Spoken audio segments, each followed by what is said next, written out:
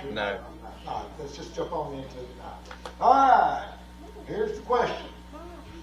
How far should we go to witness to people?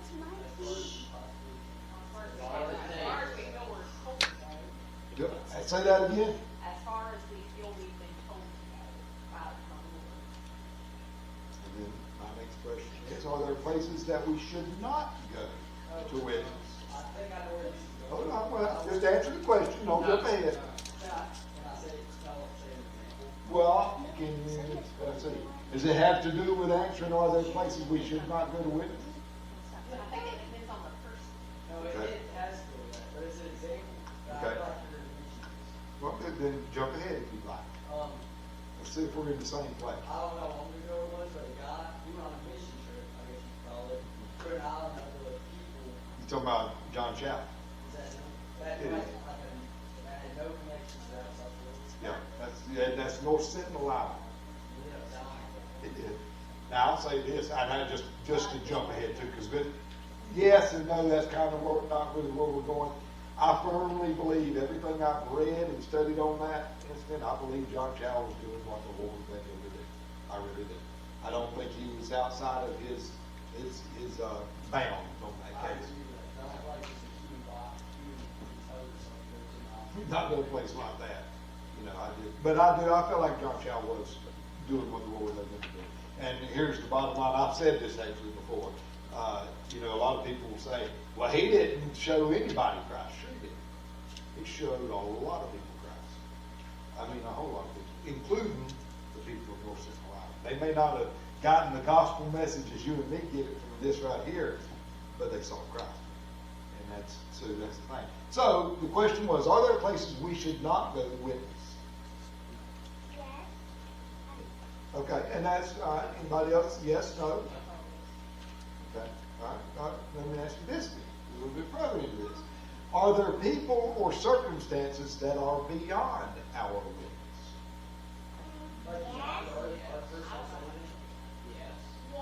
No, it's beyond our witness.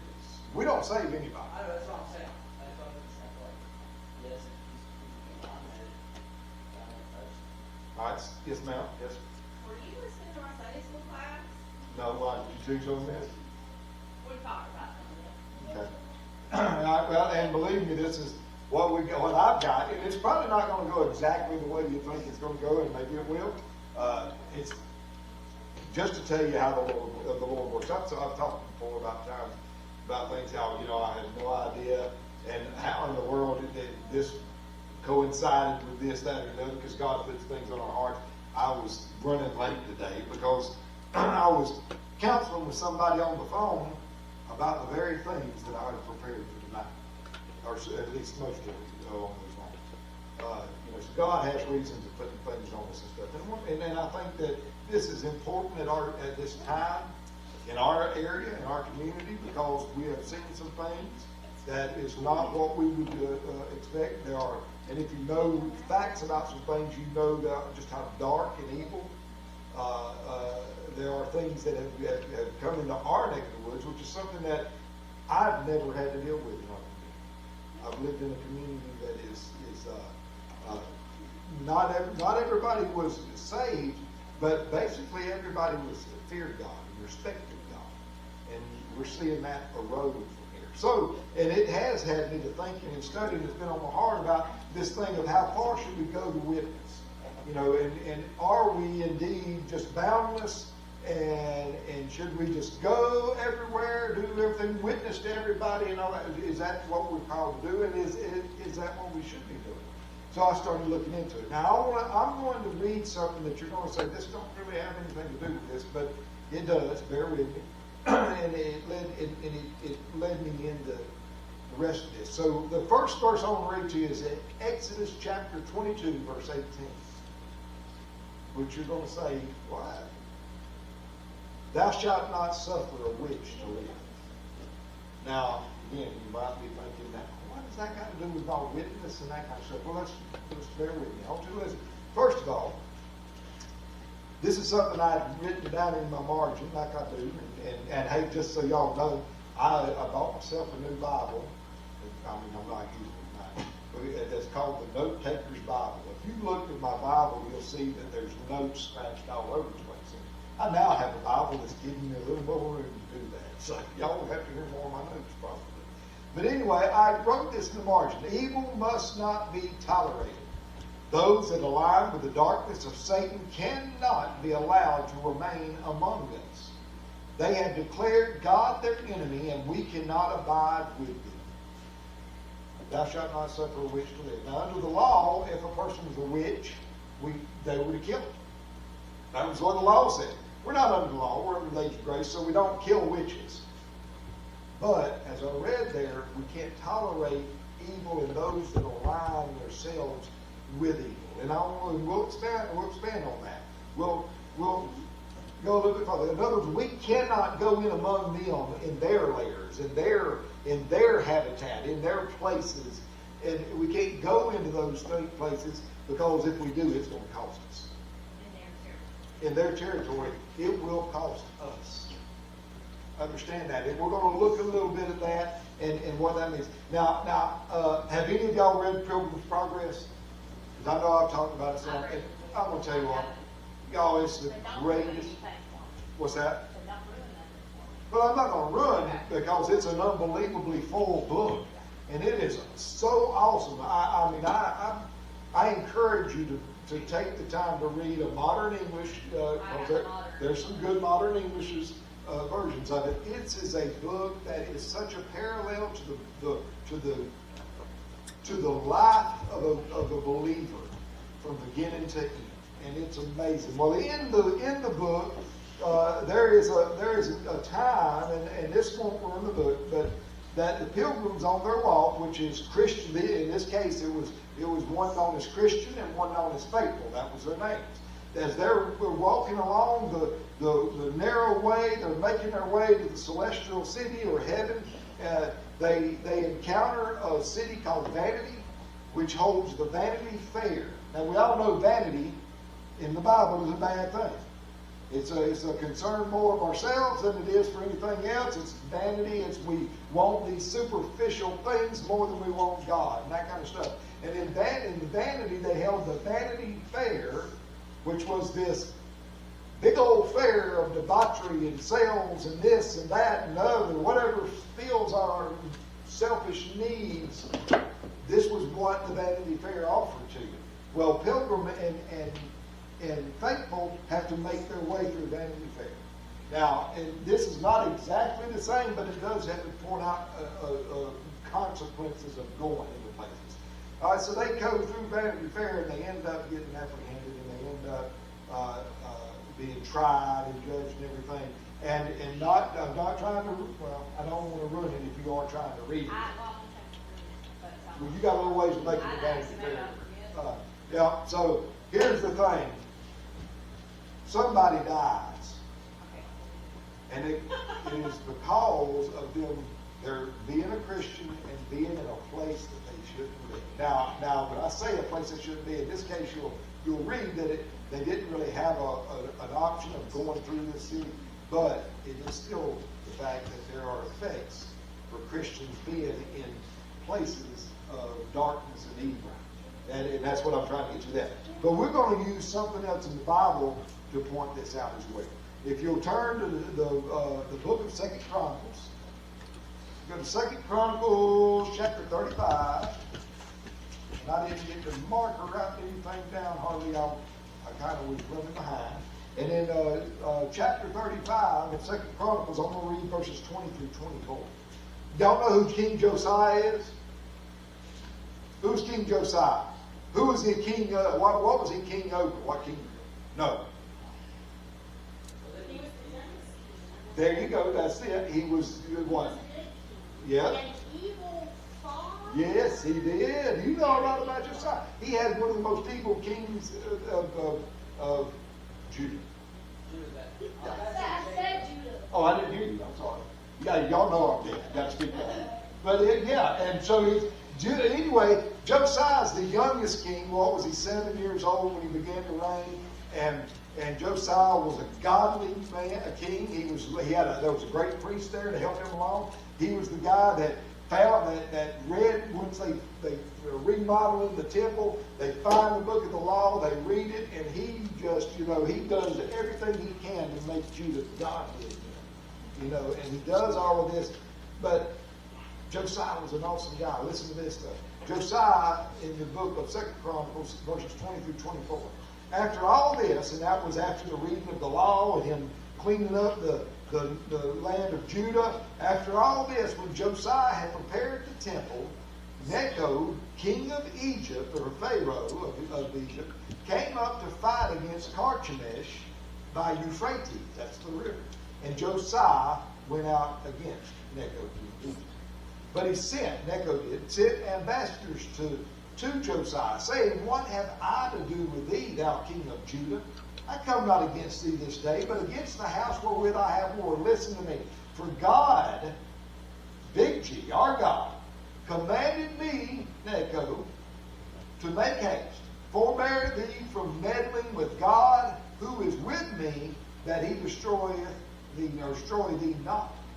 Nevertheless, Josiah would not turn his face from him, but disguised himself, that he might fight with him, and hearkened not unto the words of Necho from the mouth of God, and came to fight in the valley of Megiddo. And the archers shot at King Josiah. The king said to his servants, Have me away, for I am sore wounded. The servants therefore took him out of that chariot and put him in the second chariot that he had, and they brought him to Jerusalem, and he died, and was buried in one of the sepulchres of his fathers. And all Judah and Jerusalem mourned for Josiah.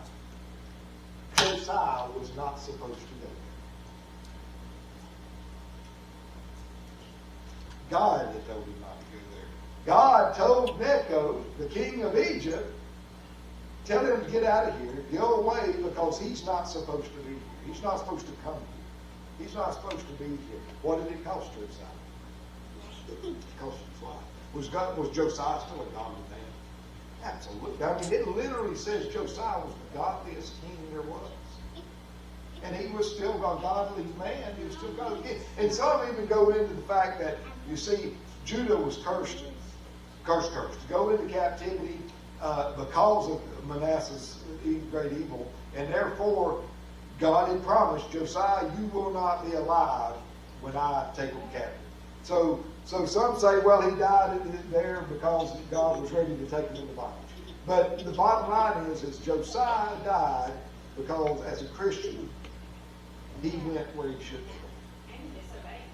He did what he did. So that's what I'm saying. And that's what my point is, because Mandy answered correctly a while ago. She said, only the places that we feel led to that we should be there. All right, Josiah was led not to be there, yet he went anyway.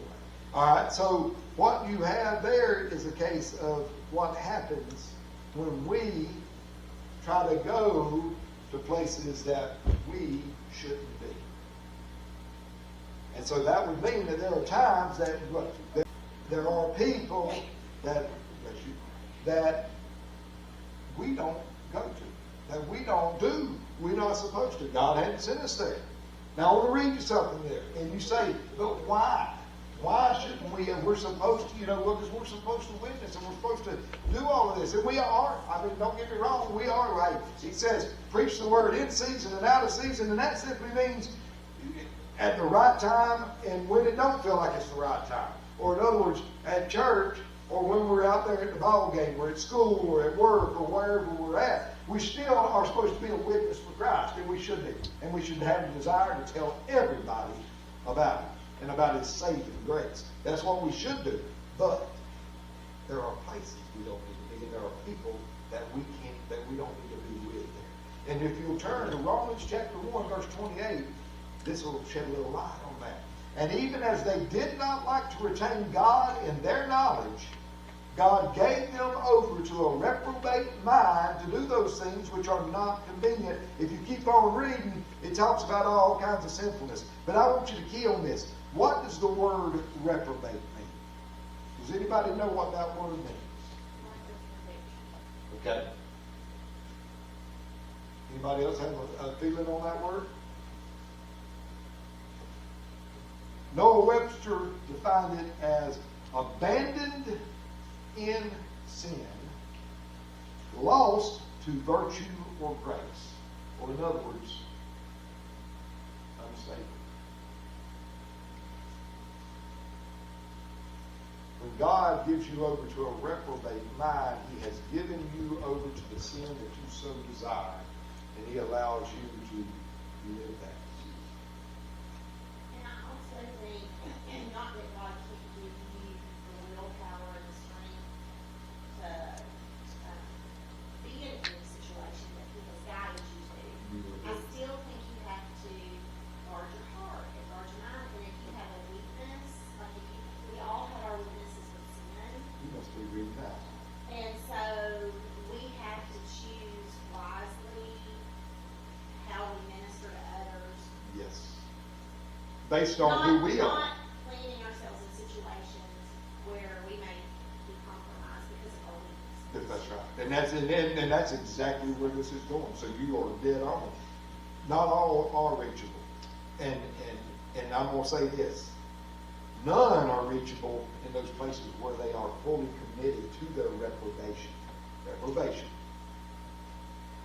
Condemnatory sentence. Rejection. When they have been given over that reprobate mind, they have been condemned. You will not reach them. And when they are gathered in their places, With their like-minded people. they are going to overpower you. Yeah. And let me tell you what, there's no desire for you to be there. There's no desire for God to be there. And you know what? And this is where there is a difference between the truth and what gets preached in a lot of places nowadays in this country. God is not this hippie love guy that loves everybody and all that. No, it's not that way. God hates sin. God is a wrathful God when it comes to those kind of things. And when He gives you over, let me tell you, you're in a bad spot. But it's evil and He won't be there. And so you don't need to be there. So we can't just go anywhere to just anybody to witness. But it's like Manny said in the Word, where God leads us, we can go. And now some of those places may look like something we don't think we should be in. And that's the bottom line truth. So understand that when God leads you there, it's all right.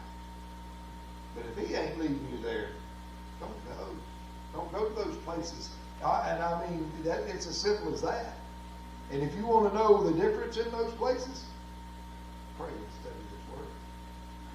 He'll let you know where those places are that we need to be. Because we do have places that we need to be. He'll lead us away from that. Let me read you something. Hebrews chapter 12, verse 1. Wherefore, seeing we also are compassed about with so great a cloud of witnesses, listen to this part, let us lay aside every weight and the sin which doth so easily beset us, and let us run with patience the race that is set before us. Just like you was talking about. We all, everybody, has something that is easier to get to us. Things that we would struggle with. Things that we have struggled with. Maybe we don't struggle with it anymore. Maybe God's taken it from us. But it's still that thing that was our weakness. You know, whatever it may be. And there's so many different things that it can be. But there is a sin for each and every one of us. Something sinful that does. That was our hard thing. For a drug addict, it's the drugs. For an alcoholic, it's the alcohol. For a sex addict, it's the sex. For a workaholic, it's the work. And you say, what? Yeah.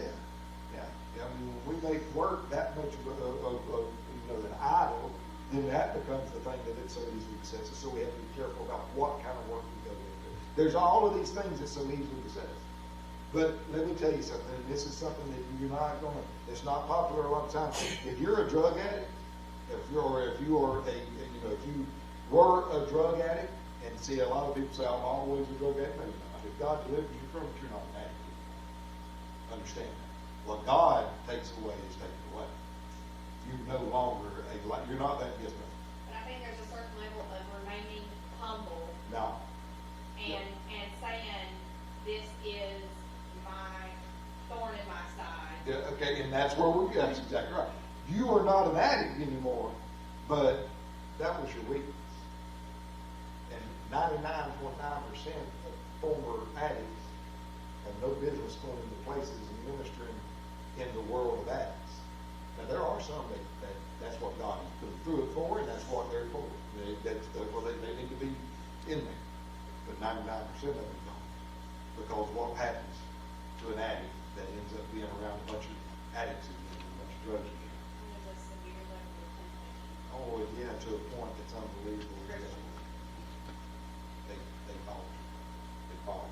And so, even though they meant well, and even though they meant to go in there and be a witness for the Lord Jesus Christ, they end up being just the opposite. Because when they fell through, then Even if they don't completely give in to that temptation, let's just use the drugs or something. yeah, and that's If they use, I still think it's crippling because I still think they're going to wrestle. that's So now, the sin is you're spending your time, your fellowship with God wrestling over this thing that you had already put away because of those experiences you take yourself into. So I think And that that's- rather than furthering the, you know what I mean? Like No, you're saying it exactly right. That's the key. Is that and don't get me wrong. Yeah, so there are people that are God intends for them to minister in the field of sin that was their weakness. There are people that way, but most of the time that's not the case. And understand. The enemy is like very Oh, he's crafty. He's cunning. He knows what. But that's why do you think? Here's the thing: each and every one of us are born with a sinful nature, and we have something that Satan figures out is that weakness for us. He realizes, okay, this is the thing that gets this. This is what gets shamed. So I'm going to present every opportunity. I'm going to put it out there too, and that's what Satan does to us. He figures that out, and he works us over that way. So when we put ourselves then into that place, man, that's a load. That's too much. It's giving us too much.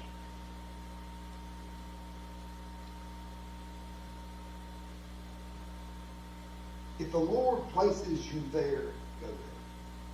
If He don't, and you're going to know, and when you say, I'm not sure if the Lord's leading me there, I find it a little hard to read a little more.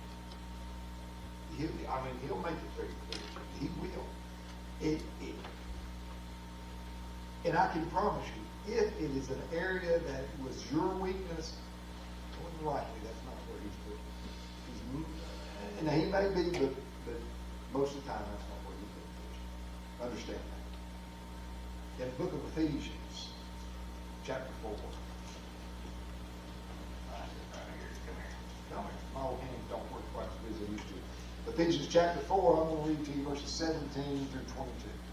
This I say therefore, and testify in the Lord, that ye henceforth walk not as other Gentiles walk, in the vanity of their mind, having the understanding darkened, to be alienated from the life of God through the ignorance that is in them, because of the blindness of their hearts. They don't know God in their hearts, who being past feeling, have given themselves over unto lasciviousness, to work all uncleanness with greediness. That goes back to that Romans 1:28 we just read.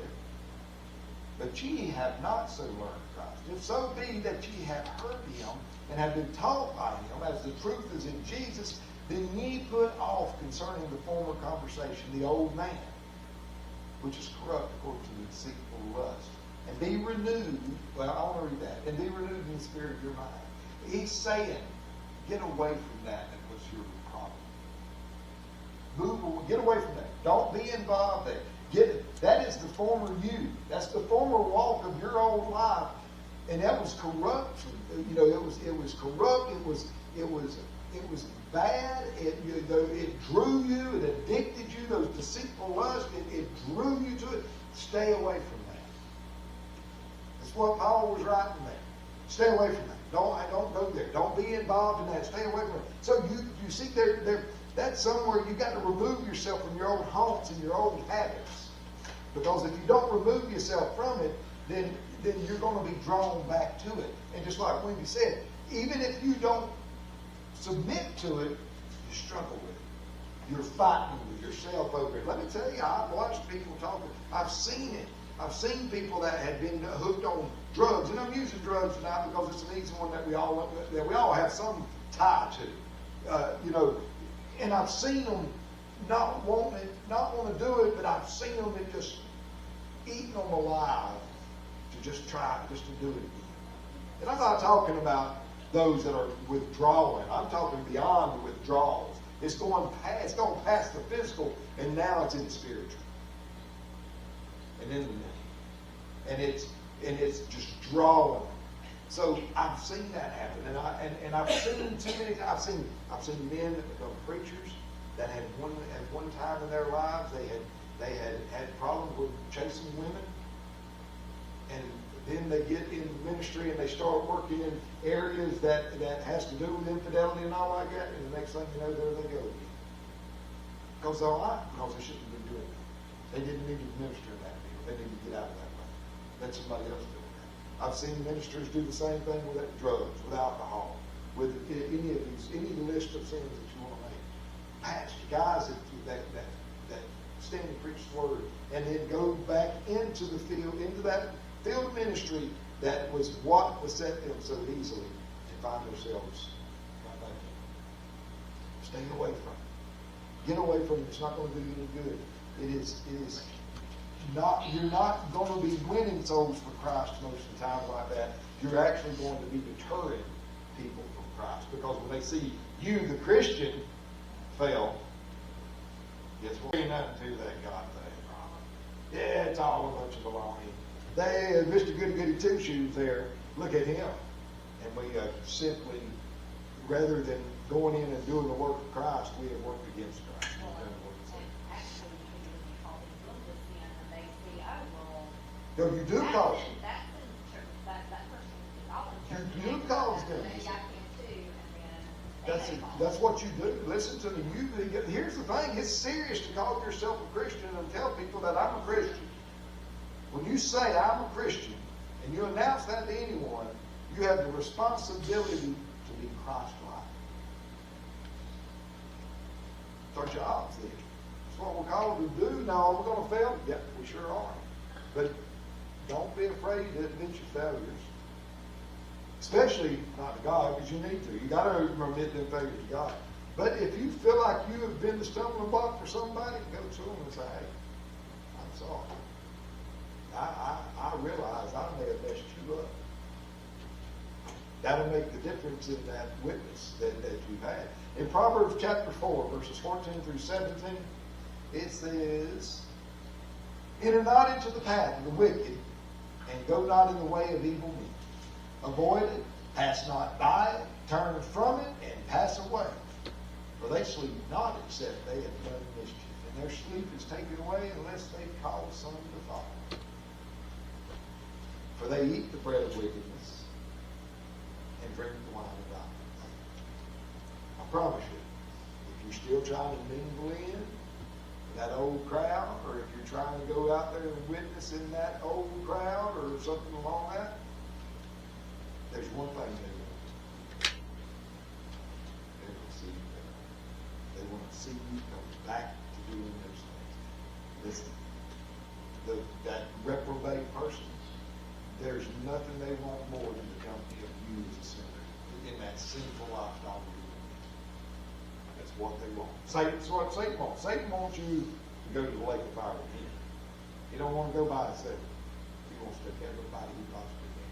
And when you have that reprobate mind, and you are like that, or they are like that, and then you try to go to them and help them, they're not. The only thing they're doing is working on against you, trying to drag you back in. Solomon had the wisdom to know. I wished he would have listened to his own advice. But Solomon realized that you stay away from it. Stay away from that evil. Paul would even describe that evil as that sin that so easily, essentially, actually I was in Hebrews, that particular verse, which means that we don't know for sure who wrote that, but that's all right. God gave that. And he said, stay away from the evil that so easily besets us. We stay away from evil, period. You say, how do I witness? Well, you can witness without being a part of the evil. And, go ahead. Well, what would take me on saying that there's somebody who does not believe in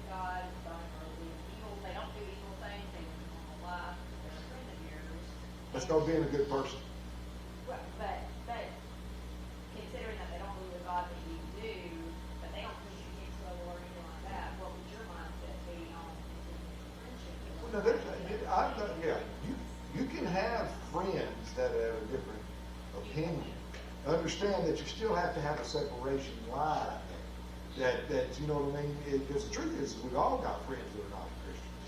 Every one of us do. And I'm not telling you don't be friends with people. But and I'm not saying. Yeah. And now here's the thing we got to understand. I mean, I have friends that I know I can't do things with them. I can't do things with them because they're. Or I have to limit how much time I spend with them. Absolutely. Like I love them dearly. Absolutely. Put Yes. guardrails up at the situations I'm going to hang out, or like it's going to be very, very time-wise, the way. And you also have to look at how many more of those friends join in. So it's when, and see, that's where we have to really find. You know, it's one thing for a one-on-one friendship with a believer and a non-believer. But then when a group of non-believers come in, I'm going to tell you, even some of your best buddies, when that's a large group of non-believers, you start having to make decisions. Right, I agree with that. I even recently said to my husband, I don't know that I can continue in this friendship with this person because I'm starting to feel like my influence on their life is not outweighing Their influence on mine. like I tell my boys all the time, there is a fine line between you being a good influence and them being a bad influence. And that line is really hard as an adult, first of all. It is hard. It is But even you'll feel harder it. as a teenager. But I felt that. And then there was a shift the next day. It was almost like I was questioning something and I was like, not yet. There you go. You're not done there yet. And you may not be, and that's the thing. But understand that you can't just go anywhere to do that. There is a place that you have to draw lines on, and it's as simple as that. And if you want a little proof on that, listen to what Jesus Himself said in the book of Matthew, chapter 10, verses 14 and 15. He's talking to His apostles, the guys that would be the apostles, His disciples. He's about to send them out, and He's giving them some advice. And in verse 14, it says, "And whosoever shall not receive you, nor hear your words, when you depart out of that house or city, shake off the dust of your feet. Verily I say unto you, it shall be more tolerable for the land of Sodom and Gomorrah in the day of judgment than for that city." It's not just that city, it's those people. It's that, you understand, when they reject your witness, Jesus Himself says, "You've done what I want you to do. You carried the message.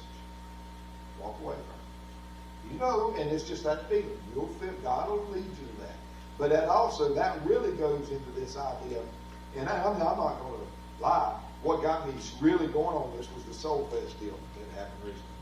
And you know, I've actually had quite a few conversations with several people concerning things about it. I won't go into depth in any of that, you know.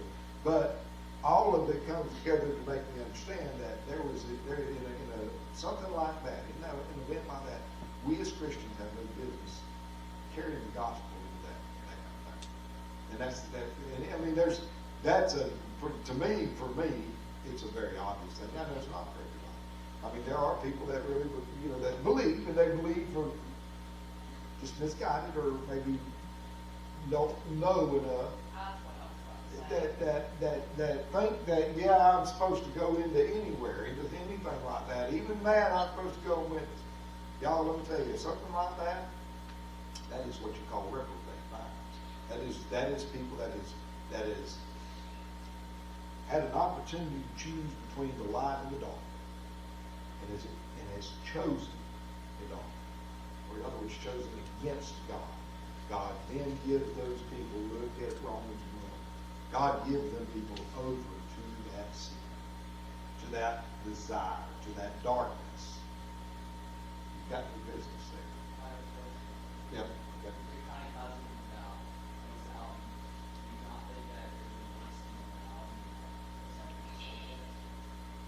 church has. They live there. They're completely cut off from the world. They have no idea what the world is anything about or like. I don't know what they do. And you know the truth? Here's the honest truth. Nobody really knows what they do, how they live, what they think. They, honest to goodness, may be protecting their eyes. And that's it. So they have no idea about us? No, they don't. And how much is this? Like, are they still alive? Oh yeah, it's a I mean, if you were that isolated, what would be your instinct? their instincts is to protect. To protect. There's a difference. Like, that's- There is a difference. See, and he- That's the place where people, that's their They home, like to that's, engage. this is where thousands and thousands of people have Chosen. intentionally gathered to. For the- well, Marinate in sin. Yes. But out of those 10,000 people, you could just save one soul. Well, if you can save a soul, absolutely, it's always worth one soul. Yeah. Amen. And it's one of those. But you feel if God led you in that, but I'm going to tell you, God don't lead us. You read your Bible, God don't lead us in places like that. Yeah, but like, you think people like just the church, like the church was thinking other Christians, when Saul was going around killing Christians, you think they was like, do good work on? Oh, they did. Do you remember do you remember how Saul was finally accepted by the church? Oh, it took a long But time. you know, And but it you know took- what converted Saul? Not another man. That's right. Jesus, like, we show those people. We do, and I'm not here. Let me see if I can clear this up for you. If you had ran into those people at Wayne's, witness to them. Absolutely. Yeah, because you're going to see those types of people. And you are going to find people like that, stuff like that. But don't go. Now, if God sends you there, go. But I'm going to tell you, God don't send you places that's given completely and wholly over to the evils. Does that make sense to you? See, those people, everybody that was involved in that, it's not because the way it is. It is because they have made a conscious decision that they will follow their sinful lust over God. Do you understand what I mean by that? So when you have something like that, you have to stay separated from that. Now, take every opportunity to preach, to teach, to witness, to do those things to everybody you possibly can, because we don't know. I mean, the bottom line is God knows who's going to be saved and who's not. And that's where we get back into that predestination, election, and free will argument deal. But the thing is God does know who's going to be saved and not saved. But I don't. You don't. So I'm going to witness to everybody. But I do know that there are times where it's going to be of no account, and God don't even want me doing so. And Sadie, you kind of feel like that even to me, I feel like there are probably some, and maybe you're thinking this too, maybe there are some naive people who somewhat know what they're going into, but don't fully know what they're going Yeah, into. that's what I feel like. And That that soul would be- fest, what did they say? There was like 5,000, 10,000. No, well, actually, one of the numbers I heard was up to 17,000. Even, well, wait, but 17,000. they end up letting more people in. Yeah. I guarantee there was one person in there that was on the line. I will guarantee you there's probably one person in there that will be in heaven. Yeah.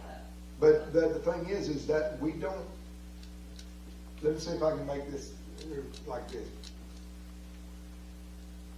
In war, a general or an admiral, whatever the case may be, when he's going to have to fight the enemy in a battle,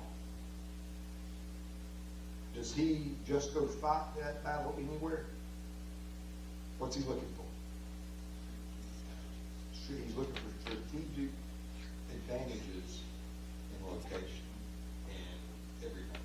You know, like, all right, so if you're on a naval ship and you are going to the enemy to engage in war, and the enemy controls all the land around, let's just say, the Suez Canal. Am I going to take my carrier into the Suez Canal so I can go up there to the Mediterranean Sea to fight with him right there? Or am I going to stay back and draw that enemy to me in order to have advantage myself rather than give him the advantage? Does that make sense? You have to do the same way in this. It is spiritual warfare, and it is. Now, it's not like you were, you know, all armored up and fighting like, you know, physically, but spiritually it is a war, and you have to make the right decisions in the battle. And one of those decisions is to stay out of those bad places. Let me tell you something else. Psalm 23. It says, yea, though I walk through the valley of the shadow of death, you don't mind. But does it say, yea, though I camp in the shadow, or in the valley of the shadow of death? Yea, do I live in the valley of the shadow of death? Yea, though I walk through the valley of the shadow of death. God's going to protect you wherever you go, even if it's places that you go on your own. But now remember Josiah, he protected him. He took him on ahead. But he's going to walk with you, he's going to protect you, but he's not going to, he don't want you just hanging out there in those places. Because it's not, you're not going to be effective. You can't be effective. The only way you can be effective is God puts you there. If God leads you to go to a place like that, you go. Make sure God's leading. Otherwise, if you make sure you go and witness what God sends you to go witness. And He does send some people to some places that's pretty rough. There's a lot of missionaries that's lost their lives throughout the history of the world going to take the gospel to places that are hostile. And as long as God led them there, hallelujah. And did somebody see Christ? Yes, they did. And that's just about right. If God seen it, somebody seen Christ. Yes, ma'am. But I also think too, there's a difference between just outright hostility and complete evil. And there is. I mean, when we choose evil, it's kind of like this. I don't mind my kids watching a scary movie, but I do mind my kids watching an evil movie. Yeah. And there is a difference. If it's evil, it's not playing in my house if I've got anything to do with it. If it's scary, that's fine. I don't care. That's good. I get a kick out of scary stuff. But it's the same thing. Hostilities is one thing. Evil, when you choose evil, that's a choice, and it is bad. And we don't need to be there. I mean, unless God places us there, we do not need to be there. And even Jesus Himself said, when you don't need to be there, not the dust off your feet. Or in other words, leave there, wipe your hands clean of it, walk away. That's what Jesus is telling you. And He'll lead you. And let the Lord lead you. Not me, let the Lord lead you. I'm going to let the Lord lead me to go where I need to go. You got to let the Lord lead you where He wants you to go. And that's what we got to do. But we have to remove ourselves from the evil. And we have to remove ourselves from where that's the choice. And I'm going to tell you, God don't send you to the place where evil is the choice. Does that make sense? Okay. We don't know who God will save, but like I said. And that's why we do preach and teach and witness to everybody that we can. Do so. Always be proud to talk about the Lord Jesus Christ. But when you feel something telling you not to talk about it, leave it alone. Because there's places that we don't do. Go where He leads you. Witness where He leads you. Stay away from the evil. And unless He sends you into evil, stay away from it. That's the key to your witness. So yeah, there are places, there are people that we don't witness. And it's about as simple and easy as that. Any questions, comments? Anybody want to add anything else yet? Oh, you got your hand up? So what do? You witness to everybody? No. You witness to whom the Lord leads you to. Now listen, I want to say, and some people are God will have witness to more than others. Understand that. I mean, we all have different callings. So I'll go ahead and tell you, there was a time that I didn't talk to people about the gospel a lot. Now I find myself preaching on the job site sometimes. But that's what God's got me doing. He's got me. That's what I do. That's what I'm called to do. You may not be called to that.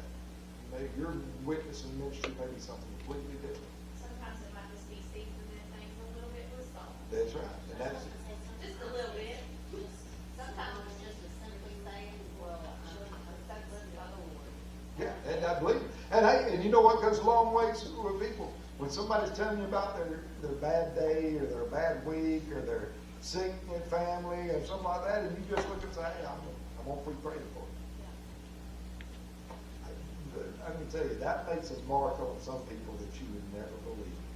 And it has such a profound effect on some folks, especially folks that wasn't raised in church and stuff like that.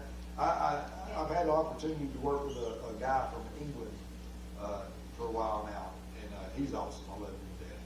But he wasn't raised in church whatsoever, nothing like that. And he has no understanding of this Bible. And every now and then I get to make I do plenty of preaching, but every now and then I get to tell him something like, hey, I'm going to be praying for you, or praying for your kid, or praying for my dad.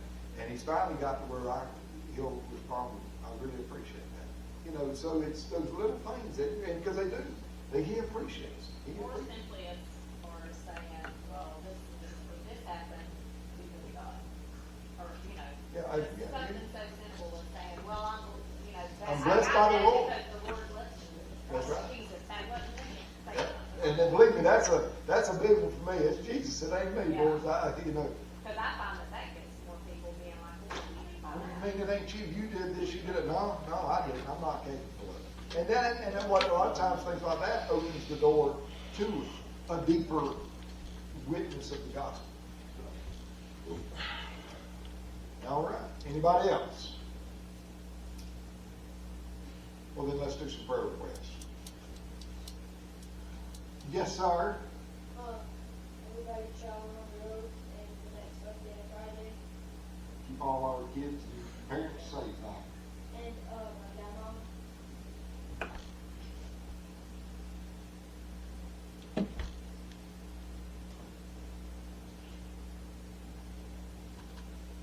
Oh, and Kaden knows. What's the latest? I know I've heard some stuff.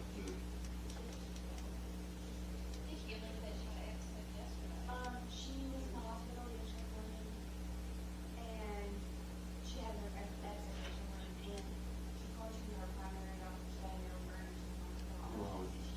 She didn't have any after the first, or even after the second, that was the third. Yeah, but they're going to be slow. Every time they come out vaccine, so there's something else.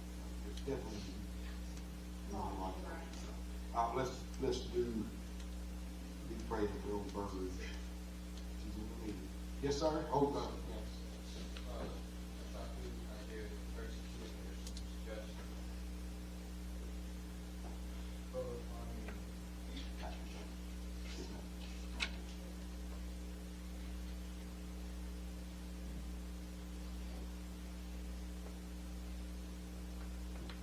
Yes, ma'am.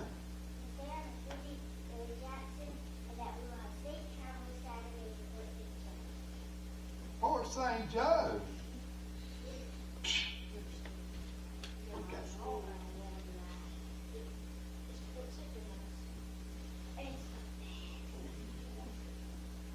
Yeah. Yes, ma'am. I got news on Ariana Kia. They're almost positive she has a brain tumor. Well, let's keep her in prayer and let's hope and pray. That's not the case. Yeah. And, the Stafford family, Jeannie Stafford, they got a call last night. They're giving him just a matter of like hours. And the last I heard, He's not even pray for peace for that. communicating.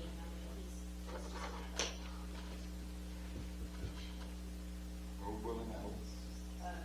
remember Kenny. Yes. She put today that, tomorrow he's gonna be doing his fourth, treatment, after the treatment tomorrow. Fourth and final. I think so. It's final before, as far as they're going to do scanning again. Right, and then he's gonna be re-scanned, and she's asking for everybody to pray, maybe. Yeah, y'all pray for us. Just do remember Kenny and ask the Lord to give you. Yes, ma'am. Graduation is tomorrow. All the schools. It's In Copper Springs, it's all closed tomorrow, and then Savannah, but it's on the road, and then water, traffic.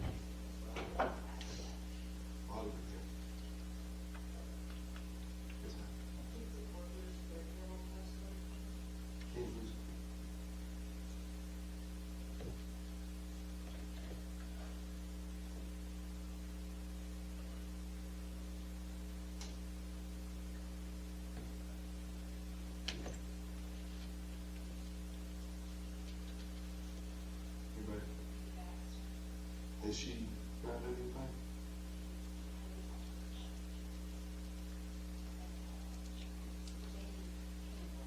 Oh, yeah, Danny, I heard he's needing somewhere. And y'all remember Denise, she's down in the back. Yeah, but she's still in. She's still barely. She feels better. But believe me, she is definitely better today than she was yesterday. I feel better too. What? Hey, you're not the same. Yeah, but my That's, back. that's still better too, my back's hurt. Well, buddy, I'm glad you're back. There we go. I lay Like, down, he thinks it's like every. like today, I lay down, sat on the floor, and I just decompressed. Maybe Denise, you need to follow Will. Lay down on the floor and decompress. Oh, there she goes. I was like that. That's mean, man. That's so mean. I like that. What? What did you say? I don't think she'd get back there. In. But that ain't mean, that's because her back hurts. I didn't think about that. Yeah. Continue to remember Jim and JT, and I have unspoken. What is it? The last I heard, this was a couple, I don't know, maybe a month or more ago, that he needed to travel to do treatment, and he's been back and forth all the time. I have no idea what the. All right, well, let's just keep praying. Anybody else? Yes, ma'am. Continue to remember David's mom, Vicky's mother-in-law. She had her second round last Wednesday and did much better. Thank the Lord for that. Yes.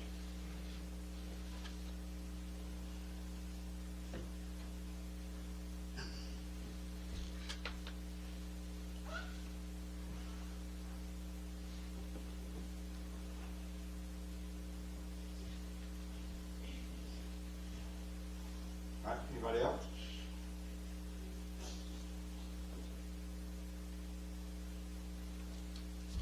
Yes, sir.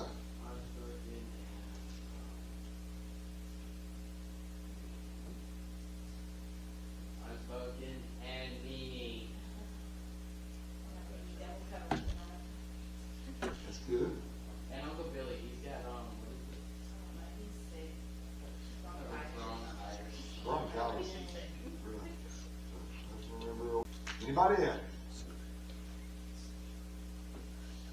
Good.